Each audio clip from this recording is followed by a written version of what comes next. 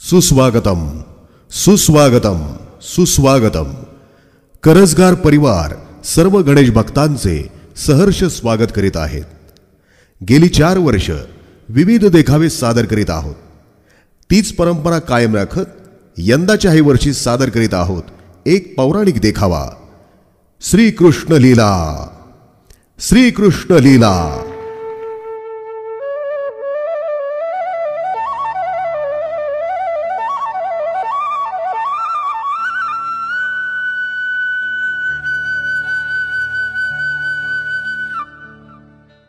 वसुदेव आणि देवकी यांचा 8वा पुत्र कंसाला ठार मारेल अशी आकाशवाणी झाल्यामुळं कंसानं वसुदेव देवकी यांना तुरुंगात टाकलं। पहिली 7 अपत्य त्यानं ठार मारली।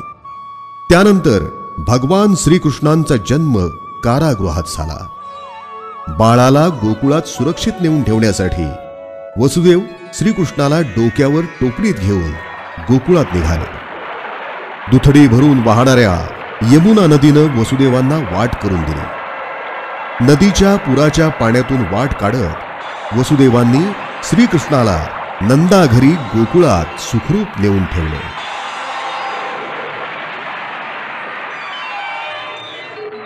देवकीला पुत्र झाला आहे आणि तो गोकुळात सुखरूप वाढतो आहे ही गोष्ट आदिमायेकडून कंसाला कळल्यानंतर त्यानं गोकुळातल्या सगळ्या तान्ह्या बालकांना ठार मारायचा निश्चय केला। वसुदेव देवकीच्या पुत्राचा शोध घेऊन त्याला ठार मारण्याची कामगिरी कंसानं त्याची बहीण पुतनेवर सोपवली। वसुदेव देवकीच्या पुत्राला ठार मारण्याच्या उद्देशानं पण त्याला दूध पाजण्याचं निमित्तानं पुतनेनं श्रीकृष्णाला मांडीवर घेतलं। तिच्या दुधातून विष देण्याचा उद्देश ओळखून बाळकृष्णानं दूध पिता पिता पुतनेचे प्राण खेचून घेतले आणि तिचा वध केला। पण तिचा वात्सल्य भावही त्यांनी जाणला आणि उत्तम गती देऊन पुतनेचा उद्धार केला। गोकुळवासियांचा लाडका कृष्ण सगळ्यांचं चित्त आकर्षित करून घ्यायचा।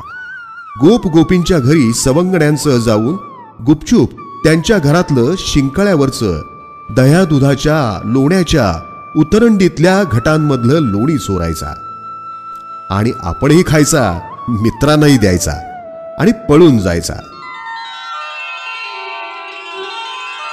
एकदा कृष्ण आणि सवंगडी खेळत असताना त्याचा चेंडू यमुनेत पडला। तो काढण्यासाठी कृष्णानं नदीत उडी मारली। तो कितीतरी वेळ वरती आलाच नाही। यमुनेच्या डोहात कालिया नाग राहत होता। त्यानं त्याच्या विषानं यमुनेचं पाणी विषारी केलं होतं। कृष्ण यमुनेच्या डोहात उडाला की काय असं वाटून सगळे शोक करायला लागले। त्यानं सर्पफणीवर नृत्य केलं आणि कालिया मर्दन केलं।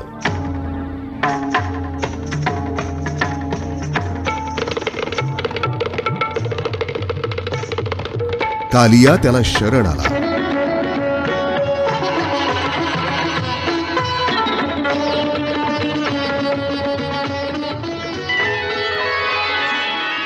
पाऊस पडावा म्हणून गोकुळवासी इंद्राची पूजा करायचे, पण कृष्णानं त्यांना गोवर्धन पर्वतामुळे पाऊस पडतो असं सांगून आपण गोवर्धनाचीच पूजा करूया असं सांगितलं।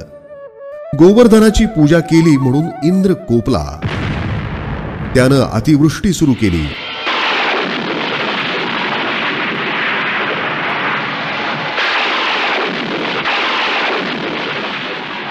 तेव्हा श्रीकृष्णानं करांगुलीनं गोवर्धन पर्वत उचलून धरून अखंड पावसात गोकुळवासियांना गोवर्धनाखाली आश्रय दिला।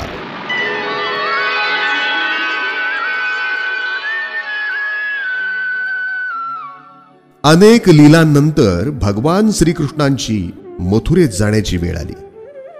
कृष्ण बलरामांनी त्यांना कंसानं दिलेलं मल्लयुद्धाचं आव्हान स्वीकारलं। कंसानं कपट केलं। मल्लयुद्ध मुष्टियुद्धाचे नियम डावलले, नियमांचं उल्लंघन केलं। पण कृष्ण बलरामांनी प्रतिस्पर्ध्याला चितपट करत धूळ चारली आणि अखेर आई वडिलांना सुद्धा कारागृहात टाकणाऱ्या पहिलीच्या अपत्यांना ठार मारणाऱ्या, सज्जनांचा छळ करणाऱ्या, प्रजेला त्रास देणाऱ्या दुष्ट कंसाचा, आपल्या मामाचा भगवान श्रीकृष्णांनी वध केला आणि सर्वांना भयमुक्त केलं. श्रीकृष्णांच्या लीलांचा महिमा अपरंपार आहे. भक्तांना आनंद मुक्ती देणारा आहे. अशा या भगवान श्रीकृष्णांना शतशः नमन.